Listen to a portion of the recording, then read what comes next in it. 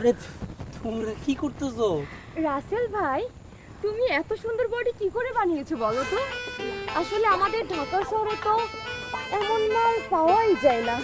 Sorry, এমন fitness হলো body ছেলে পাওয়াই যায় না আর কি। কি বলিস তোরা? আমি তো ভাবতেছিলাম আমার সামনে সালমান খান ফাইট করছে। Just wow.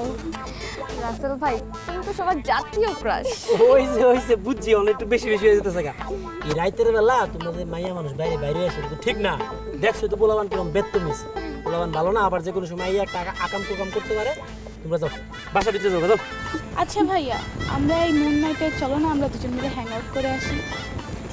রে বাবা রে, জামু তো কইছি তো গ্রাম গ্রাম ঘুরে দেখামু। এই রাইতের বেলা কি লয়ে যাবো যাবো? দেখছো না পোলাবান কিরকম খারাপ, সকালবেলা লয়ে যাবো না। যাও বাইজো বাইজো, তাড়াতাড়ি যাও। আরে যাও।